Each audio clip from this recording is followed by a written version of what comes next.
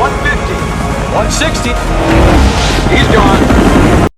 What's up, guys, and welcome to day 3 of the drift trike build.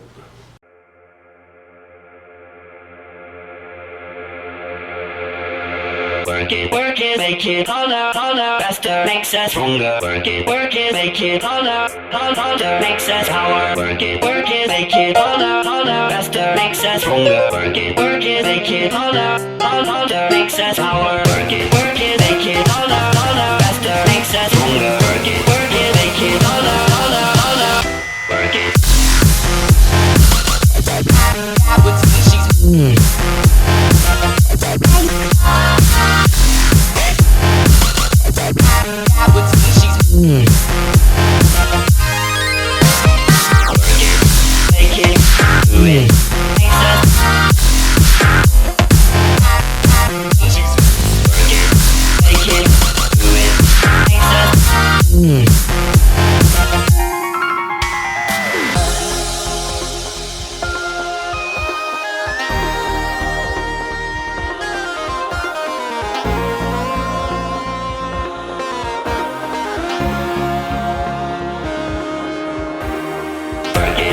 Make it better, do it faster, makes us stronger, more than ever. Hour after hour, work is never over. Work it harder, make it better, do it faster, makes us stronger, more than ever. Hour after, you got the epic mother. Work it.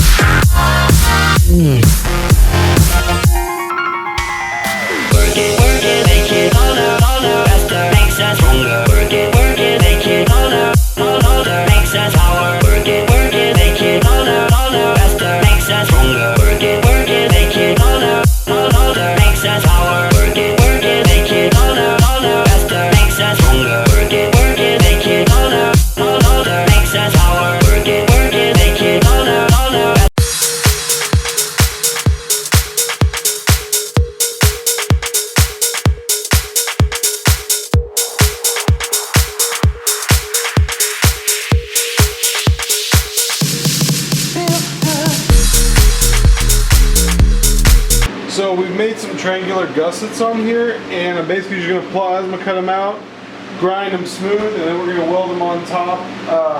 I'm sorry, not on top, but into the valleys, like gussets are made to do to help strengthen the rigidity of the frame. And we'll probably cut some smaller ones and weld them onto the axle uprights just to kind of help stabilize that as well. And then after that, we will be ready to mount up the engine.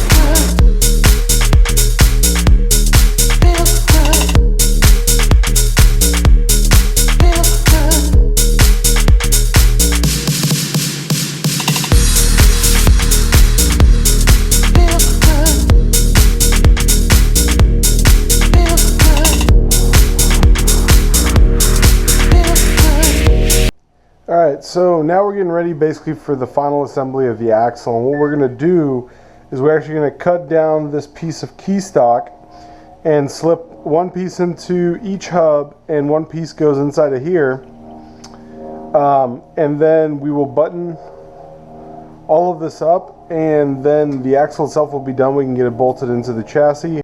Alright, now that we got the axle all mounted up and the sprocket all locked in, I need to go back and tighten all of these hubs down. Alright, now that we got the back end all together, the next step is to install the clutch. And you want to cut your key that comes with it is about twice this long, but you want to cut the key down to about the same dimensions as what's inside the clutch here. And so we're going to install the key right there. There we go. Make sure the key's installed. Then we're going to slip fit the clutch on top of it like that, and then you want to go to here. Now this bolt is, where is it?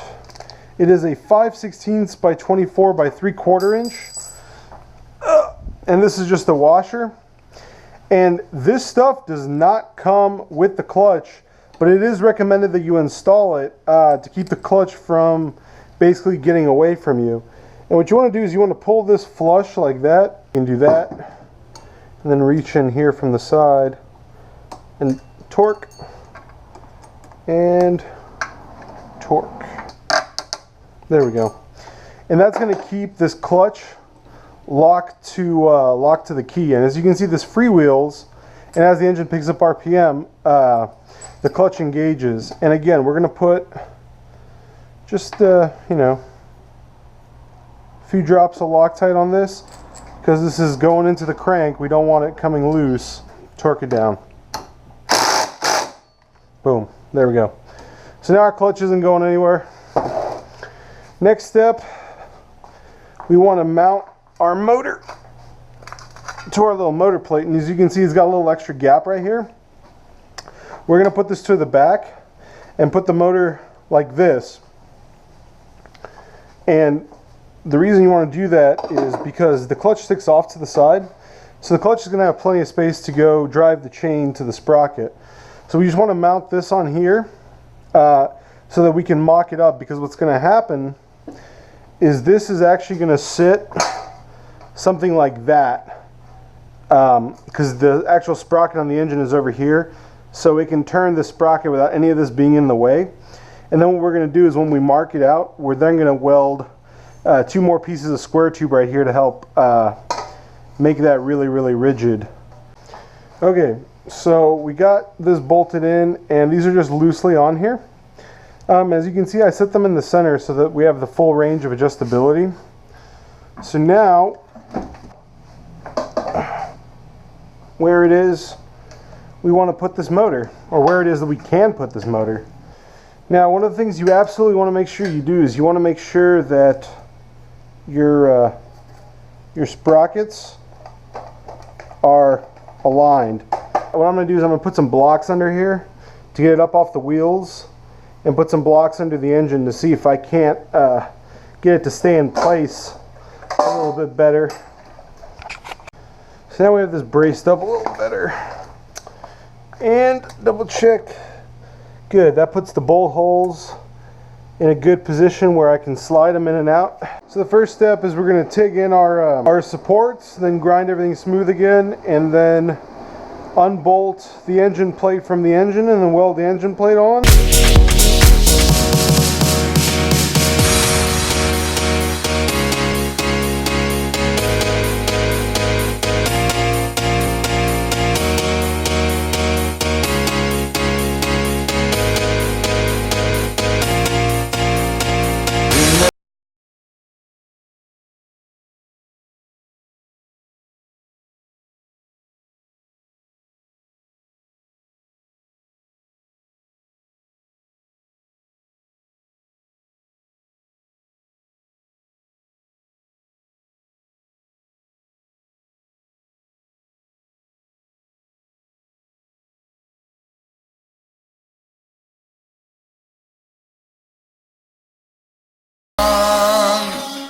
Don't stop, get it, get it.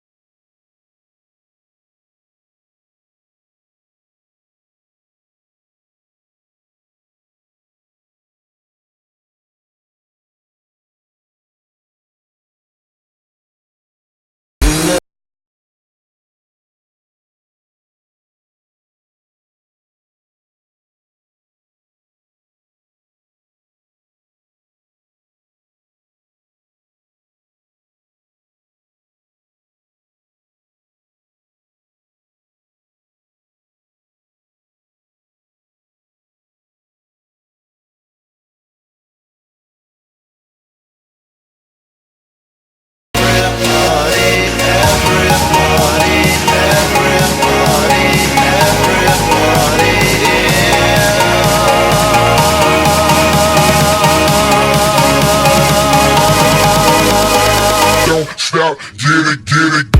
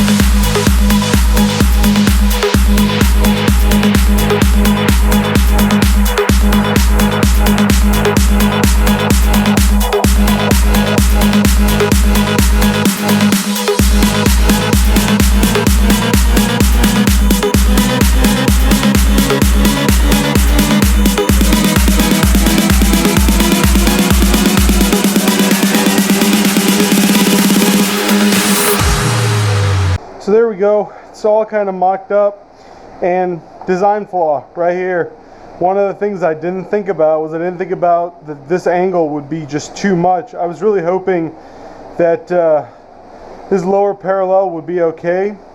These PVC sliders make this just tall enough that even if I put, you know, some weight back here without popping the popping the front, it doesn't seem like it's gonna drag. And of course, to offset that, I mean, if I got 250 pounds standing right here, first of all, we know that that weld is strong, and secondly, it's going to flex that motor a little bit up. So it looks like we're just going to be able to get away with it. Well, after designing what has to be the most complicated drift trike throttle ever, because I wanted to keep this guy. So the way we got it is the gyro goes down here, it pulls up on these two, there's a spring in here. This clamp connects this cable that runs back down to the motor. Right now it's loose because I was messing with the motor placement. So now that we have the motor fully bolted in, the next step is to set up the chain. So now that we got the throttle all set up, we got to get our sprocket centered again. So that goes there. This can get tightened back into place. Alright, now that we got the chain cut, we're going to use what's called a master link kit. And basically all of this is a special little single piece chain link that basically just fits through the stock pieces.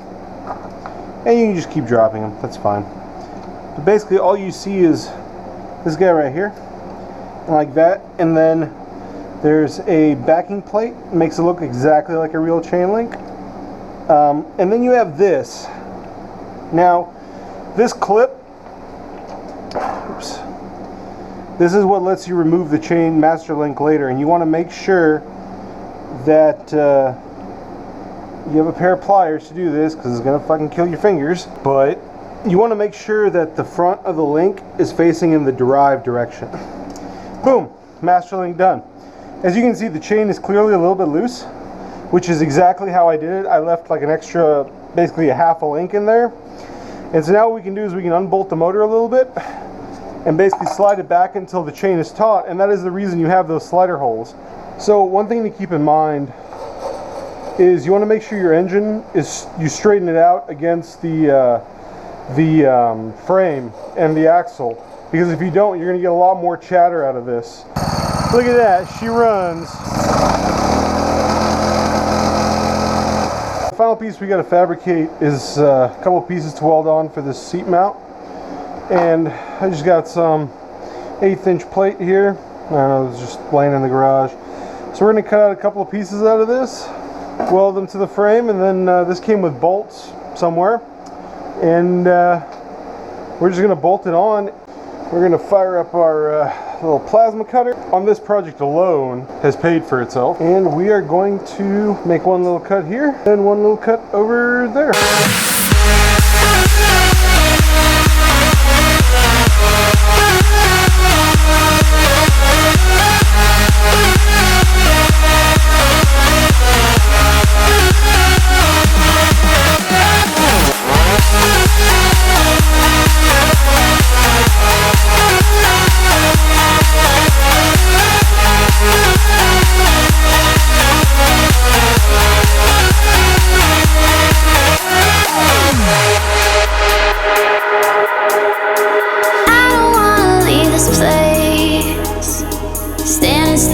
Well, there she is in all her glory. We got the throttle smoothed out, we got the seat mounted up correctly. I'm going to go tomorrow and see if I can get a new tube for this kind of flat tire, and see if I can look in and get some better brakes and whatnot. But other than that, she's pretty stout, so I think I'm going to go for another little spin here real quick.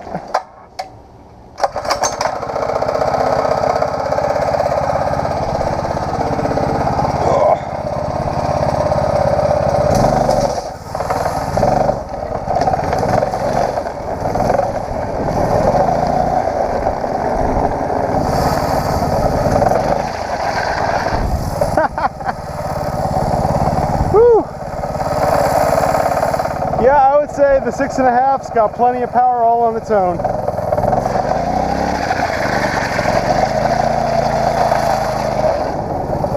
Could probably use driver controlled kill switch. Well, that's it for the build thread.